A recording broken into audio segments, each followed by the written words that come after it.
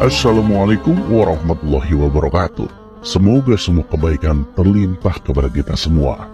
Amin ya rabbal alamin. Abu Nawas sudah sering menolak untuk dijadikan pejabat istana oleh Baginda Raja Harun ar-Rasyid. Bukan karena dia tak butuh uang. Ini lebih kepada Abu Nawas muak dengan kehidupan para pejabat yang penuh dengan intrik, konspirasi, dan perbuatan yang kurang terpuji. Dan memang Abu Nawas lebih suka membantu orang-orang kecil yang terkena masalah, apalagi kalau bermasalah dengan seorang pejabat. Dan tak tanggung-tanggung, bila memakai ucapan tak berhasil, Abu Nawas tak segan-segan bermain fisik. Bahkan Abu Nawas berani meminta makhluk astral untuk membantunya. Seperti pada kisah kali ini, Abu Nawas meminta bantuan kepada malaikat untuk memberikan pelajaran kepada seorang pejabat yang bejat. Dan kisah ini berawal dari adanya seorang pencuri di kota Baghdad. Si pencuri itu sebenarnya sering tertangkap oleh warga. Namun anehnya, ia tidak pernah jera dengan perbuatannya. Suatu hari, ia mencuri di rumah salah seorang saudagar kaya raya. Ketika sedang menjarah barang-barang berharga, dia kepergok oleh si pemilik rumah. Saudagar kaya tersebut langsung berteriak minta tolong. Mendengar ada teriakan, para warga langsung berlari menuju rumah saudagar kaya itu. Mereka lalu mengepung si pencuri agar tak bisa melarikan diri. Tapi anehnya, si pencuri tampak terlihat tenang. Dia sama sekali tidak ada niat kabur. Justru ia menghampiri warga yang mengepungnya. Tentu saja warga langsung membekuknya. Bahkan ada beberapa orang yang hendak memukuli, dan ada juga yang ingin melemparinya dengan batu. Di saat itulah dengan ajaib datang menteri istana untuk mengamankan si pencuri. Kalian tidak boleh main hakim sendiri. Jangan sampai ada yang memukul si pencuri ini, apalagi melemparinya dengan batu, teriak Tuan Menteri kepada para warga.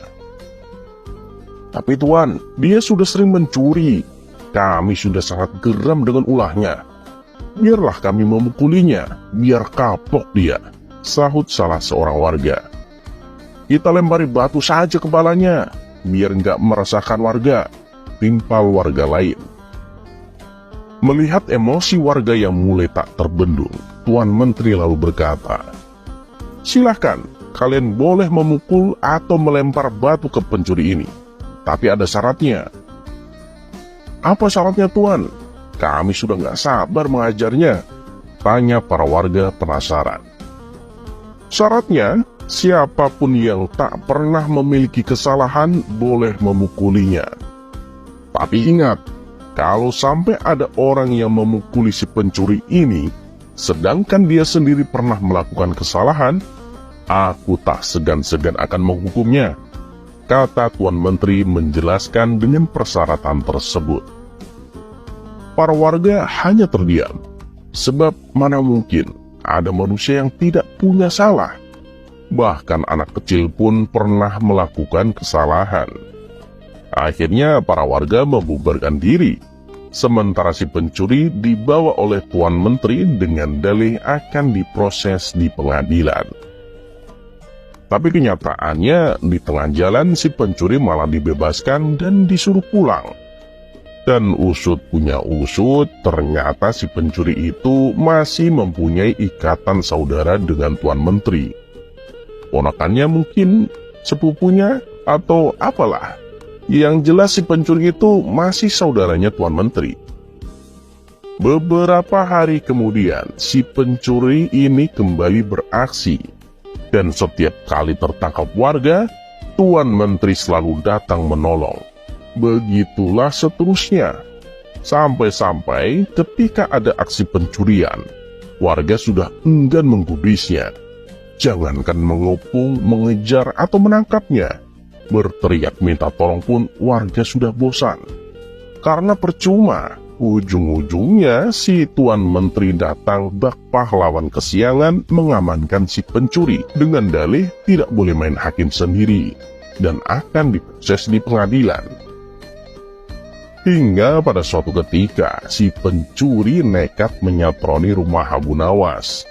Karena ia tahu saat itu Abu Nawas baru saja mendapat hadiah emas dari baginda raja. Ketika si pencuri masuk ke rumah dan hendak mengambil emas tersebut, Abu Nawas keburu memergokinya. "Woi maling, kurang ajar," ucap Abu Nawas.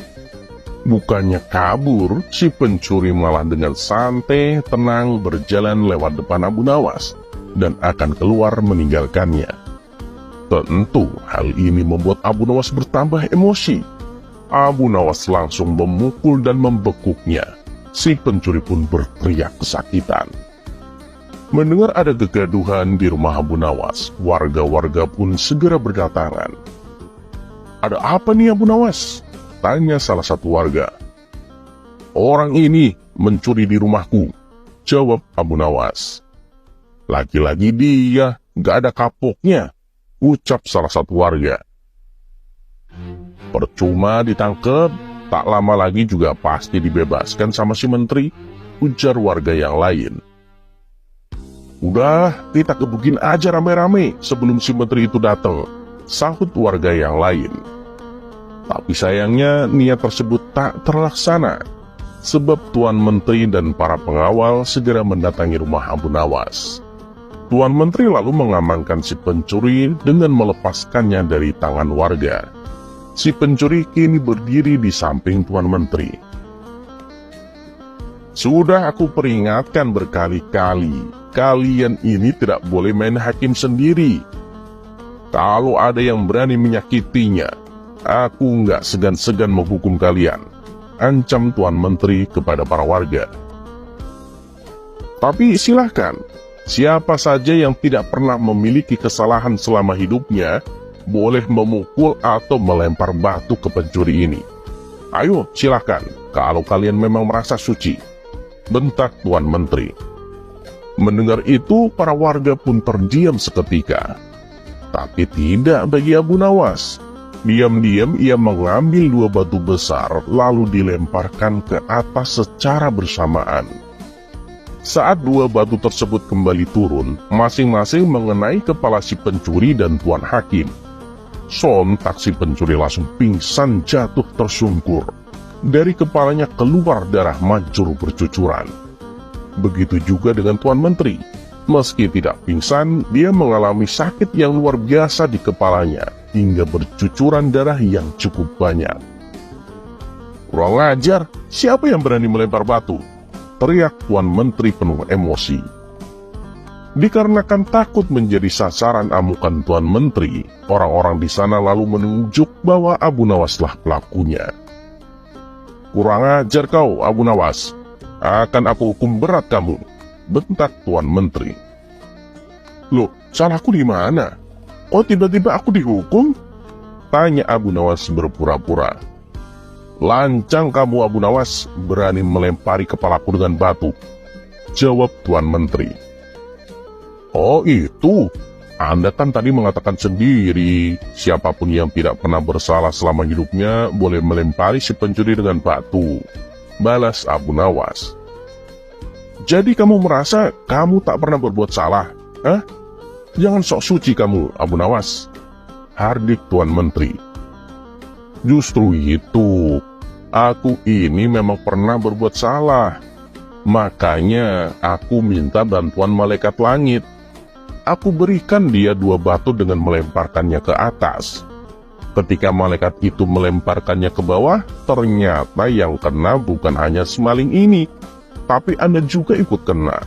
Mungkin malaikat langit lebih tahu bila selama ini Anda bersekongkol dengan si maling ini," kata Abu Nawas. Mendengar itu, Tuan Menteri tidak bisa berkata apa-apa, tapi memendam amarah kepada Abu Nawas. Tuan Menteri ingin menghukumnya saat itu juga, karena perkataan yang diucapkan Abu Nawas hanya dibuat-buat.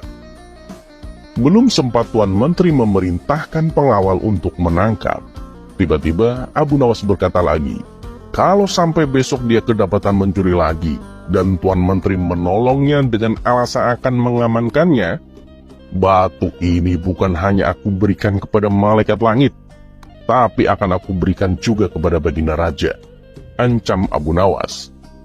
Mendengar perkataan tersebut, nyali Tuan Menteri mendadak ciut. Tuan Menteri yang tadinya bersikap garang mendadak berubah menjadi santun. Sebab tahu betul betapa dekatnya Abu Nawas dengan Baginda Raja. "Maaf Tuan Abu Nawas, aku pastikan kali ini si maling akan mendapat hukuman," kata Tuan Menteri. Dan sejak saat itulah, akhirnya si pencuri menjadi jera dan tidak mengulangi perbuatannya. Karena backingannya kalah pamor dengan backingan Abu Nawas.